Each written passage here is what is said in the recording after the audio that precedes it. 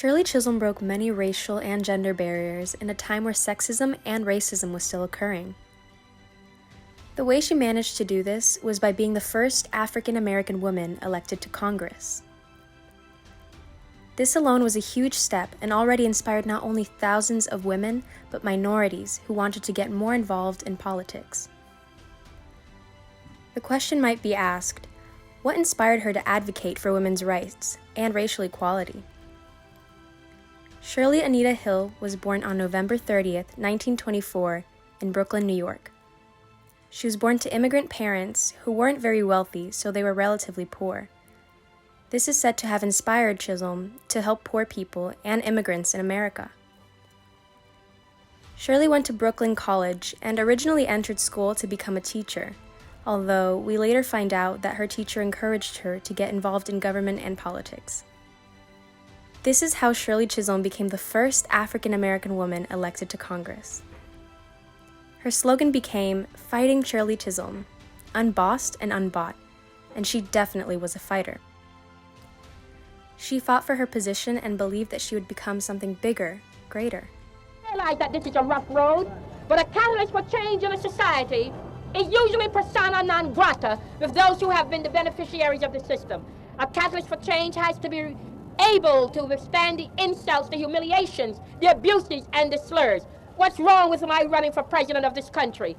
After all, for 15 years, I have been the ghostwriter for a lot of them. Shirley was one of the very few people who really changed America because she brought up very important topics that had been silenced for so long. Chisholm wrote 2 autobiographical books. One is called Unbought and Unbossed, which was published in 1970, and the other is called The Good Fight, which was published in 1973. In her book Unbought and Unbossed, she talks about her remarkable rise, and in The Good Fight, she describes how politicians operate. She also talks about her relationships with certain Black political leaders at the time. These 2 books were a huge hit. Then, Shirley ran for president in 1972. She became the first Black major party candidate to run for president in the United States, also making her the first woman ever to run for the Democratic Party's presidential nomination. Something many people loved about Shirley was that yes, she advocated for more women's rights and racial equality, but she ran for president to better the country as a whole and not just one group of people. I stand before you today as a candidate for the Democratic nomination for the presidency of the United States of America.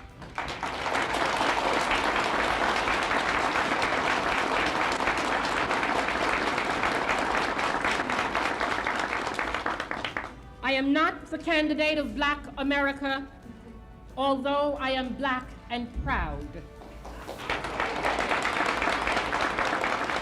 I am not the candidate of the women's movement of this country, although I am a woman, and I'm equally proud of that. I am not the candidate of any political bosses or fat cats or special interests.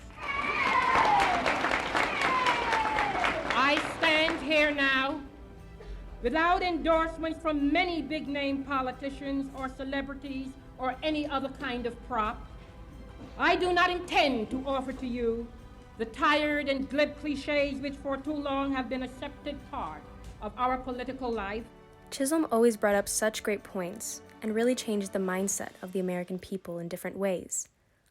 She once said, in the end, anti-Black, anti-female, and all forms of discrimination are equivalent to the same thing, anti-humanism. Shirley not only stood up for herself and minorities in speeches, but also in her everyday life. It was horrible. And I'll give you 2 little incidents that perhaps it shows you that I have a sense of humor about a lot of things. There was a little dining room beneath the house, the floor of the house, and that was the place where we could go to get a bite if we were going to have a long day. And I did not know that in that dining room the tables were designated to the different delegations. There was a table for New York, a table for Alabama, a table for... And I went one day to go down and sit at the table. Well, I sat at a table because nobody was sitting there. 10 chairs to the table. And I ordered my lunch. I was very hungry that day. And I got dessert and salad and a little bit of everything put on the table. And I always took the New York Times and read it while I was eating because nobody would sit by me. So this day, I felt something hovering around me. I looked up, and if looks could kill, I would have been dead. Because I was seated at the Georgian delegation table and didn't know it. Oh my goodness, of all tables. I was at the Georgian delegation table and didn't know it. And this man stood up and looked at me and said, "You sit at the wrong table." I said, "What did you say?" He said, "I say, you sit at the wrong table." I said, "What table is this?" "Yeah, your delegation." "Oh," I said, "but you see, the tables do not have any labels." I didn't know, but tomorrow I will find out where New York sits here, and then I will go to New York. So I continued to eat. And he continued, "I say, you sit at the Georgian delegation table." And I said, "I say, if you don't move from here, I will so and so and so." But then I began to feel sorry for him because he was hungry. And I decided to use a different psychological approach. And I said, "You're hungry, aren't you?" And it's the first time he gave me a smile because I was nice to him. I said, "You're hungry." He said, "Sure, I'm hungry." I said, "I know what your problem is. Your problem is you cannot sit at this table because a black person is seated at the table. Isn't that right?" He said, "Yeah." I said, "I am going to help you. You see that table over there? There's a table diagonally across from the table I was sitting, and there's nobody at it." I said, "Look, you go over and you sit at that table, you order your lunch. And if anybody bothers you, you tell them, see Shirley Chisholm." I thought this would embarrass him, but it did not. This is the funniest thing to me. It did not embarrass him. He went right over to the table and he sat. Shirley was already so fearless for enduring this racism, but also by not just keeping silent and walking away. She used her voice and was not afraid to do so. Was it difficult to return to Congress after your campaign for president? No, it was not difficult. No? I became even more popular. I became more popular. You know? More popular. Yeah, more popular. Was there any noticeable change in the way your colleagues treated you in Congress? Oh, yes. What happened? They treated me in strange. They didn't realize I was so smart. You know, in quotes. They were really, some of them approached me and said, "You got a brain." I said, "I've always had a brain." You know, they belittle women so badly. Yes.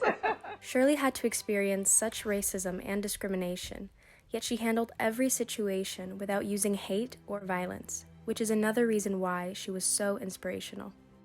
Not only did she inspire people of that time period, but today, there are a great amount of people who really look up to her.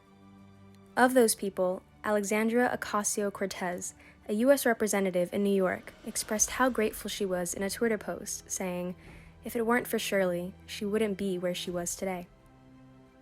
As well as Congresswoman Ayanna Pressley, who also expressed her gratitude through a Twitter post, stating, "Because of her, because of everything Fighting Shirley did, women, colored people, and other minorities were able to be inspired to take a step forward and follow their dreams.